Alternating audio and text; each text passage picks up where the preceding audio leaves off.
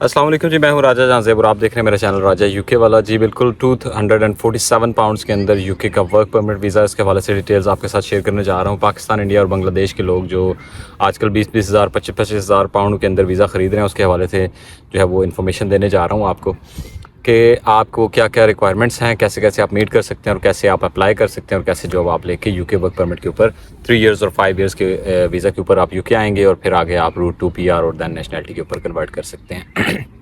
सबसे पहले आपको बता दूं कि वीज़ा कैटेगरी, ये वीज़ा है केरल का वीज़ा। तो केरल के वीज़ा के लिए जो बेसिक जो क्वालिफ़िकेशन होती है, सबसे पहले आपको बता दूं कि कोई बहुत बड़ी क्वालिफ़िकेशन, कोई डिग्री, कोई इस तरह की चीज़ तो रिक्वायर्ड होती नहीं है। तो सबसे बड़ी आसानी ये होती है कि हर बंदा, हर male female, regardless of gender, regardless of any qualification, आप इसके लिए एलिजिबल हैं। दूसरी रिक्वायरमेंट है, आपको इसमें रिक्वायर्ड होता है आइट्स। आइट्स जो है वो आपको चाहिए B1 लेवल का। B1 लेवल होता है 4 बैंड्स के इक्विवेलेंट। ईच कंपोनेंट के अंदर आपके मिनिमम 4 बैंड्स आने चाहिए। आपने आइट्स कर लिया, फिर उसके बाद कुछ सर्टिफिकेट्स होते हैं आपको ऑनलाइन, वो फॉर एग्जांपल फ़र्स्ट एड का कोर्स अगर आपने पहले ही कहीं से कर रखा है तो बहुत अच्छी बात है। यूजुअली डिफरेंट कंपनीज़ के अंदर जहाँ पे आप मुलाजमत करते हैं, आपको फ़र्स्ट एड का कोर्स वो करवाते हैं।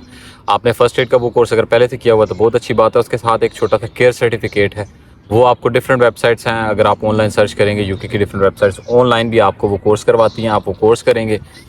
दूसरी रिक्वायरमेंट आपने मीट कर ली। तीसरी रिक्वायरमेंट होती है, अगर आपके पास ड्राइविंग लाइसेंस है। केयर 2 किस्म की होती है। पहली केयर होती है नर्सिंग होम्स। अगर आप नर्सिंग होम्स में काम करते हैं, वो एक सेंटर बेस्ड जॉब्स होती हैं। दूसरी जॉब्स होती हैं केयर के अंदर डोमिसलरी केयर्स, जिसमें आप डोर टू डोर जाते हैं। तो वहाँ पे ये होता है कि आपको डिफरेंट घरों के अंदर जाके जो है ना वो केयर प्रोवाइड करनी होती है लोगों को। तो उसमें आपका डेफिनेटली लाइसेंस होना बहुत ज़रूरी होता है। और लाइसेंस के लिए पाकिस्तान और इंडिया का और बांग्लादेश, क्योंकि ये सारे कॉमनवेल्थ कंट्रीज़ हैं, और इनकी बेस के ऊपर आप क्या करते हैं कि आपके अपनी कंट्रीज़ का लाइसेंस, जब आपको वीज़ा मिल जाता है, आप अपनी लाइसेंसिंग अथॉरिटीज़ को दिखाते हैं अपना वीज़ा और आप लेते हैं उनसे इंटरनेशनल लाइसेंस, जो आपको एलिजिबल करता है 1 साल के लिए यूके के अंदर आप ड्राइव कर सकते हैं उसके ऊपर। तो उसमें आप 1 साल के अंदर अंदर फिर यहाँ पे आके आप दूसरा अपना लाइसेंस बनवा लेते हैं। आप उस लाइसेंस का फ़ायदा ये होता है कि आपकी जो जॉब प्रोबेबिलिटी है वो काफ़ी ज़्यादा बढ़ जाती है। आप अगर फॉर एग्जांपल यहाँ पे 100 जॉब्स हैं केयर होम्स और डोमिसलरी केयर की, तो अगर उसमें से 50 जो है वो केयर होम्स की हैं और 50 डोमिसलरी केयर की हैं, तो विद लाइसेंस आप उन सब के लिए एलिजिबल हैं। आप 50 नर्सिंग होम में तो कर ही सकते हैं और 50 जो है वो डोमिसलरी केयर वाले में भी आप अप्लाई कर सकते हैं। तो आपकी probability to hunt the job जो है वो डबल हो जाती है। अच्छा, अब आपने ये 3 चीज़ें कर ली। उसके बाद आपने ये करना है कि डिफरेंट फोरम्स हैं ऑनलाइन, जिस तरह इंडीड है, लिंक्डइन है, इनके ऊपर आपने रिसर्च शुरू कर देनी है कि कौन कौन सी कंपनीज़ हैं तो कौन कौन सी कंपनीज़ हैं, आपने उन सब में अप्लाई करना शुरू करना है। और फिर उसमें कुछ कंपनीज़ होंगी जो आपको स्पॉन्सर ऑफ़र करेंगी, कुछ नहीं करेंगी, कुछ आपको शॉर्ट लिस्ट करेंगी, कुछ नहीं करेंगी। तो अब ये सबसे बड़ा मरहला होता है जॉब हंट करना ऑनलाइन फोरम के ऊपर। यहाँ पे आपने बड़े सब्र तहम्मुल के साथ, इस्तकामत के साथ अपनी सारी चीज़ें तैयार करने के बाद आपने अप्लाई करना स्टार्ट करना है। आप अप्लाई करते रहेंगे तो एक ना एक जगह, क्योंकि यूके बहुत बड़ा है, यूके में इंग्लैंड आता है, वेल्स आता है, स्कॉटलैंड आता है, आयरलैंड आता है।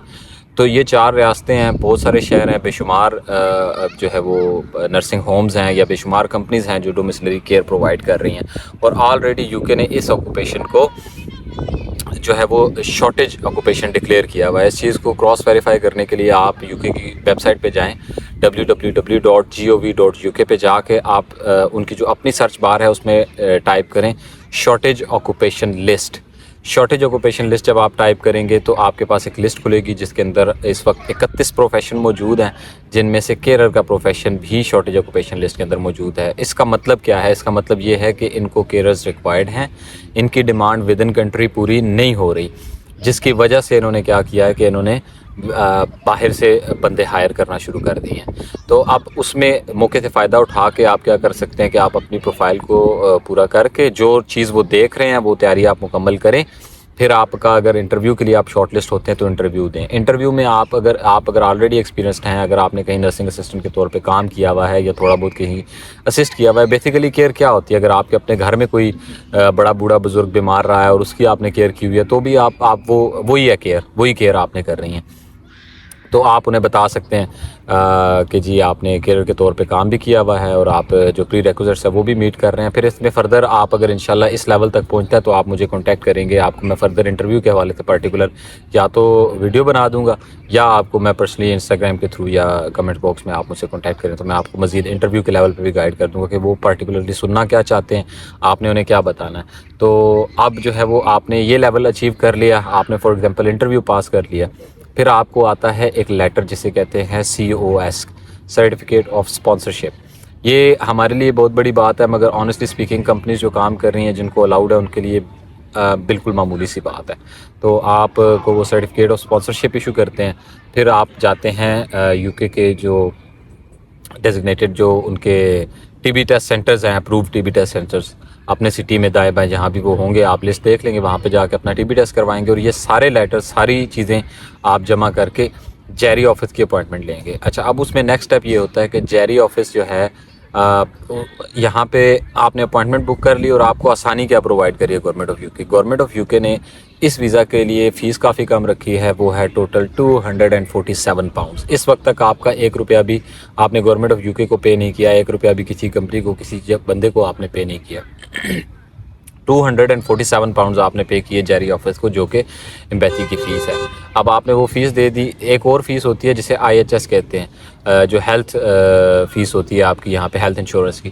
اچھی چیز یہ ہے کہ اس ویزا کے اوپر آنے والے چونکہ آلریڈی کیئر سے ریلیٹڈ جابس کر رہے ہیں, تو آپ نے کیئر سے ریلیٹڈ جابس کرنے کی بنیاد پہ آپ جو ہے وہ ایگزمپٹڈ ہیں. نہ صرف آپ ایگزمپٹڈ ہیں, آپ کی فیملی بھی, آپ کے بچے اگر ہیں اور آپ کی اگر اسپاؤس ہے ساتھ, تو آپ وہ سب کے سب جو ہے وہ اس سے استثناء حاصل ہے, ان کو یہ فیس جمع نہیں کروانی گورنمنٹ آف UK کو. تو 247 پاؤنڈ کے اندر آپ نے فیس جمع کی اور اپنے ڈاکومنٹ سارے جمع کروا دی سرٹیفکیٹ آف اسپانسرشپ کے ساتھ. تو آپ کو 3 ویکس کے اندر جو ہے وہ عمومی طور پہ 3 ویکس کے اندر رسپونڈ کر دیتے ہیں وہ, اور آپ کو work permit at least 3 years of work permit, یا کچھ کمپنیاں 5 سال کا بھی دیتی ہے تو آپ کو 5 سال کا بھی ورک پرمٹ مل جاتا ہے.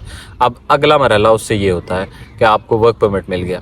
ورک پرمٹ مل گیا تو کچھ لوگ یہ کہتے ہیں کہ جی فلاں جو ایجنٹ ہے وہ پوری فیملی کا اتنے پیسوں میں لگوا کے دے رہا ہے. بھائی جان, یہ انڈرسٹینڈنگ کلیئر کرنے کی ضرورت ہے کہ آپ نے اگر ویزا لے لیا then it's you and home office, اس میں تیسرا کوئی انوالو نہیں ہے. کیونکہ ورک پرمٹ کا رول ہے کہ جس کے پاس ورک پرمٹ ہے, میرے پاس ورک پرمٹ ہے, تو میں ایلیجیبل ہوں اپنی فیملی کو بلانے کے لیے. مجھے کسی کی اجازت کی ضرورت نہیں ہے, میں ڈائریکٹلی میرے اپنے اسپانسر کے اوپر میری فیملی اور میرے بچے, میری وائف اور میرے بچے آ سکتے ہیں جو آ چکے ہیں یہاں پہ.